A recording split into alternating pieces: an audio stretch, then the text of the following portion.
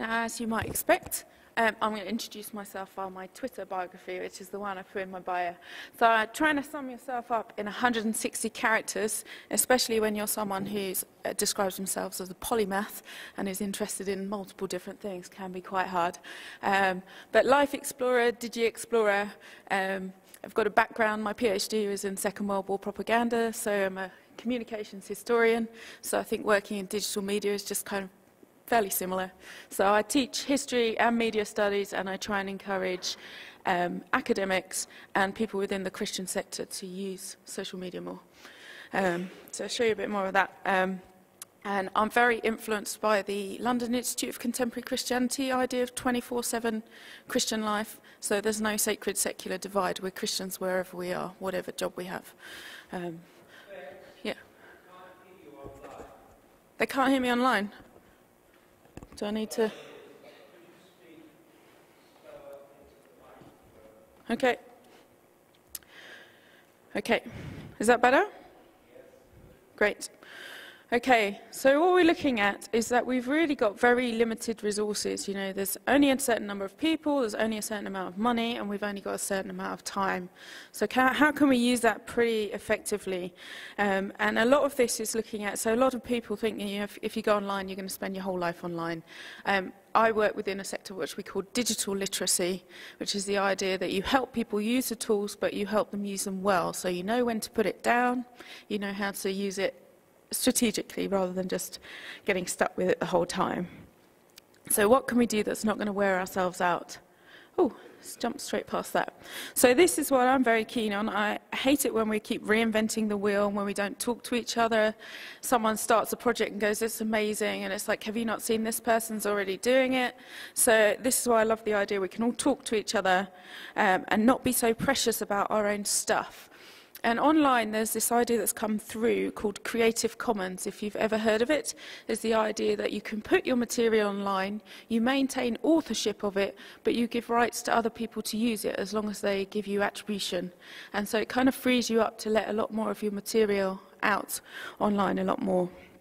And what I'm really keen to see is if you go into kind of bookmarking sites like Delicious and you put in the word Bible, a lot of the top stories are very, very negative about the Bible. So if we can encourage more Christians to write interesting content that people want to read, then maybe we'll get better stuff in Delicious and in Google, and it will come up higher and more people will come across that. So last July, I started the Big Bible Project. It wasn't called that then. Someone just said, Tom writes, about to write a book for Lent. He hasn't written it yet. Can you do something new media with it? That was my brief. And I said, can we do something a bit bigger with it? I guess my overall vision is the guys who were sat in that group I mentioned yesterday, Mashable, who's the site that everybody who's into social media kind of goes to look at first for stories about what's going on in the social media world. I'd love it if the Big Bible site could become a site that people go to for positive stories, for inspiration about what other people are doing already online. So I've seen lots of great stories today, so I'll probably be approaching a lot of you for interviews for this. It was originally a one-year project. We're just on our way to making it at least a two-year project and hopefully longer. So what we're really looking for is what we've started calling borderless conversations. This was a phrase that was brought up by Richard Littledale, who writes about preaching. He's got a big blog about preaching, and it's the idea it doesn't matter who you are, where you are, what the time is. You can start a conversation with someone, and it may be a conversation at the same time, so a synchronous conversation, or it may be an asynchronous conversation where you start it while one of you's asleep, and the other one comes on and carries on the conversation. So we think that's great. And it's the idea, we've talked yesterday about the idea of participatory stuff, and there's the whole idea of push and pull media. For years and years, we've had push media. If you can shove enough stuff out, then maybe people will read some of it. Pull media is what most of you guys are involved in, making it interesting enough that people will want to come and find it. And that's big in the social media world. Now, a lot of what we've got to do is overcome fears for people. And the last workshop I ran, I asked people to put their fears up at the beginning. of the talk, and you'll probably recognise most of these fears. They're about a time to learn, to keep updated and to engage. That people were thinking it was going to suck all their time away. Don't understand it or don't see the purpose of it. Too much information to deal with, just information overload. Open to abuse, so a lot of people talking about security, privacy, paedophilia, things like that coming through. Loss of control. But we have to remember that when paper was first introduced, the Gutenberg printing press and the telephone, people had similar fears about these technologies. When the telephone was first introduced, people went on the phone just to make a call to someone else, just to use the technology. And we're kind of maybe still at that stage with a lot of new technology. So there's a lot of fear of the unknown. But there was also quite a lot of positives coming through there. So it makes communication a lot easier. It gives us access to materials. We can reach new people, enable new relationships, and gain a wider knowledge of the world. And there was a real idea that maybe we can get younger people involved in the work of the church. They're more comfortable maybe in this environment. So, being a historian, I'm just going to go through the 5 W's, kind of quite fast. So what are we actually communicating on these sites, and when we're talking communication in the wider sense? So here's a question a lot of people ask: what messages do we want them to get? Now maybe that's the wrong question. They would be saying, what can we broadcast to people? And we're saying social media is a participatory medium, so we shouldn't be broadcasting at people. So maybe some people then ask, what do we want to get from them? That's maybe a better question, but still implies that you're trying to maybe take something from people and not necessarily give. So I think the better question is, how do we want to interact? And I've kind of put with them, because it's not necessarily us and them, as maybe we're all part of the same thing. So I think that's a big question, is how do we want to interact? And that helps us decide what is the right tool for the job. Who is a huge question. It came up a bit yesterday. We were talking about it. So who are we? We need to know who we are, what our organisation stands for, before we're able to really communicate that message. Now, we've got the big message, but we need to know what kind of our message for each individual organisation is. So you're being kind of cohesive in the message you're putting that across. I've got a big desire for authenticity online. I'm not a big fan of people hiding behind names that you can't work out who they are. And if you want to find the Prezi from today, it's on my website, which is called Digital Fingerprint, digital-fingerprint.co.uk. And that's my idea of where lots of people talk about digital footprints. I'm more interested in the idea of the fingerprint, which I think is more unique, and be yourself online. And of course, we've then got to think about who are we addressing, what kind of age are they. People do come up with personas online. They say, okay, our average audience is Sally, she's 35, she goes to the gym 3 times a week, and marketing companies actually come up with personas like that. So yeah, it really needs to think about it. And I don't know if any of you saw the Church of England video that came out, I don't know, about 8 months ago. Awful. Sorry if anyone likes it, but it's like 9 minutes of dirgy music and pictures and stats, and no one's going to watch a 9-minute video. And then when someone complained, they shortened it to 6 minutes. So that's kind of like, why should we be in social media? I think Andrew's covered that pretty well. It's the latest form of communication, and David Wilkinson, who works at Durham, says, God is a communicating God. In the beginning was the Word. God is extravagant in communication. He's not a silent God who has to be tempted into communicating with people. So I think it's great. And if any of you do want to know about the training course we run up there called Media Lit, let me know. But essentially, it's about being where the people are. It's always been about being where the people are. And a lot of people are online now. But if you are specifically going in there to evangelize, it's the same. The digital world is a culture all of its own. The same as if you were going to Africa, you've got to understand that culture. And each of the different sites have a different culture. So we need to think through that. So I'm going to go through some of the wheres. How many of you have ever seen this diagram? Yeah.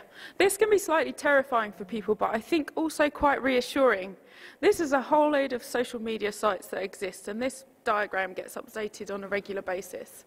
And it's categorized by what each of those tools will do. And I find it quite reassuring because there's no way you can go on all those sites. So it is very much about picking the right tool for the job. So when the Big Bible site, we spent quite a lot of time setting up a forum because we thought Tom Wright probably appeals to older audience, probably be more comfortable on a forum. But the forum has just died. It's just not really working. And part of that, I don't know if that was my own doubts about whether I didn't think it was going to work and I made it not work. I hope that wasn't right. But I kind of think the bigger conversation is actually getting people to talk online rather than inside kind of this space. Rather inside a wall, that was all that picture was. So we really, really want to empower individuals to use social media tools appropriately. This is some of me, so let me see here. That's my YouTube channel, that's my picture from Egypt from New Year, which is, nice visual. I'm not a filmmaker. LinkedIn for business purposes. Facebook, I spend an awful lot of time on there. Most of it on my phone, just to fit with the last talk. Audio Boo, I can record snippets of audio on my phone and they go straight on the web. I haven't done any yet, I might do some just to warn you. My personal site where I write whatever I like, I don't really care if you look at me or not. It's my scrapbook. And then my Twitter, which is where I spend the other half of my time. So just Nick Pollard, this is a Damaris-made film, isn't it? The one you gave me yesterday. Yeah, so just a little 1-minute video that Nick gave us yesterday. I thought it was quite interesting. Yeah. Oh,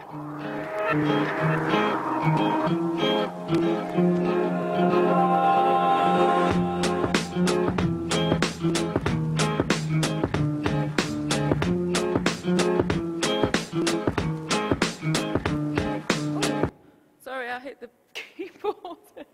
I leant on the keyboard.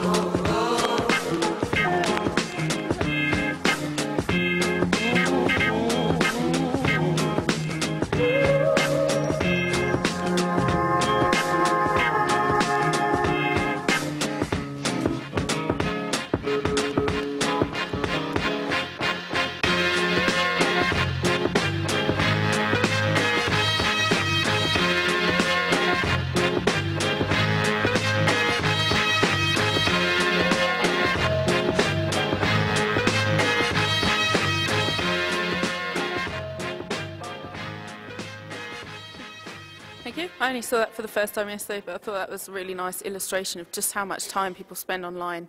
And there was a story about 2 or 3 months ago on Mashable that said Facebook had actually overtaken porn for the amount of traffic online, which I thought was quite nice. Seeing as porn's been behind quite a lot of developments on the internet. So we also want to empower churches and organisations to use the tools appropriately. I think really we're trying to empower individuals within the church, but they obviously need to work within church structures, organisational structures, work with each other, retweet other people's materials, that kind of thing. So, if you've got a church with mostly 60-year-olds, you're probably not going to be using a Twitter hashtag in your sermon. Maybe you've got a very good bunch of people, who knows. But this is kind of the style we've got to get used to, much less formal style. The quality might be lower, the style might be more instant, it might not be quite as prepared, so it's not gone through 50 different committees, because if you leave it by the time it's gone through committees, it's too late, you've missed your chance. So you've got to get used to a bit less formal and talk a lot faster. So let's just have a look through a few projects that I've seen online. So this guy is summarizing the Bible. It's going to take him 3.5 years. Every day he turns one chapter of the Bible into a 140-character tweet. And he's, and he sent a little press release to the local press that got picked up by the national press, international press, and he's now got like 18,000 followers, including quite a lot of people who are not Christians but are interested in how you turn a work of literature into a tweet. So that's been really inspiring. Bible summary, all one word. Yeah. Chat Bible is a much smaller project. This again is Richard Littledale. He's getting theological discussions going around some of us doing other projects. So we might have a kind of big project and he'll try and get the theological discussion going on Chat Bible. And it's interesting what kind of discussions you can have in that open forum about theology. Nativity, they did the Christmas story, pre-scripted it, pre-set all the entries to go via a Twitter app, and throughout Christmas we had @Joe, @Mary, and all this kind of thing. And they worked out through a combination of Facebook and Twitter, they had something like 100,000 people look at what they were doing.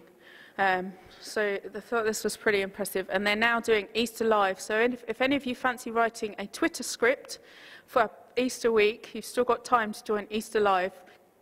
All one word if you want to Google it. YouVersion we talked about yesterday. They put a big Bible reading plan on 2 days before Lent started, and they've had 2,000 downloads of our reading plan, which we thought if we were more organised and had arranged it beforehand, we probably would have got more. So they've got a massive reach, YouVersion, huge reach. This was a thing from a couple of years ago, Aung San Suu Kyi, if that's how you pronounce it. It was her 64th birthday. They got this trending at number 3 on Twitter, 64 for Sue as a hashtag. Gordon Brown changed his Twitter logo to 64 for Sue. Everyone thought number 10 had been hacked. And they just, they worked with pre-existing organisations to do a big online campaign that had a kind of 2-week big push. Let's make a lot of fuss about trying to get Aung San Suu Kyi released. And they had videos from Richard Branson, Gordon Brown, King and Jordan, all these kind of things. So it was huge. The Bible, those of you who've just been at the event with Mark Brown, he was behind this. They've now got something like 9 million users, I think it was 6 million. It's still 6 million, yeah. So, and there's loads of people talking about the Bible on Facebook, which is just great. There's loads of people blogging. The Church Mouse tends to win a lot of awards for blogging, can be a little bit, because it's his personal space, he can be very opinionated, which gets great debate going. And lots of people quote what he's doing. Internet Evangelism Day is coming up on the 15th of May. That's run by a guy in the States. Gives lots of clues for people to how to use the internet to help with your evangelism.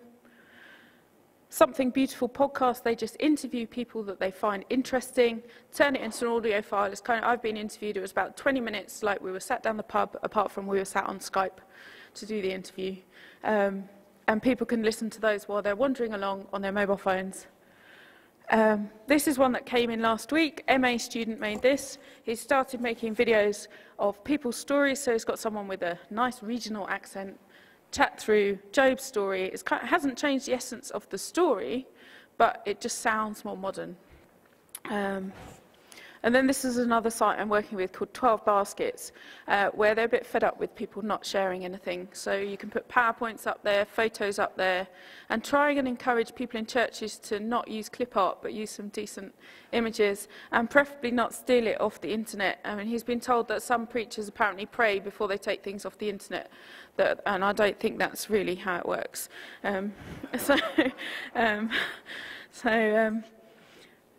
If that works, we've got lots of interviews with lots of people, not Davina, on the Big Bible site. And this is just kind of the final bit, is when do you need to do this? It does take time to do social media, and you definitely can't dive into them all at once. Pick one, have a go with it for 3 months. It took me 3 months to get my head around Twitter. And you've got to really think about which media who's going to do it, how often, what's actually sustainable. Don't set out to write a blog every day if you can only really do it once a week, and what you're trying to achieve with that. And the only other thing you sort of talked about was the future. We commonly say in lectures, only a fool would try and predict the future. But I have to say, I think it probably is more mobile. There's apps, like GPS kind of apps. You can do geocaching if you've never done it. If you want to know what that is, ask me about that. So I think it's been more mobile-based.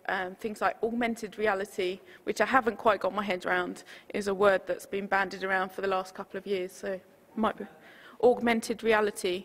I don't know if someone else can explain it better, but as far as I understand it, you kind of put an extra layer. So you might have a picture of Edinburgh Town Centre, and someone will have put an extra layer of information. So you might click on one bit, and it will take you to a website or the menu or something for that site. So that's growing.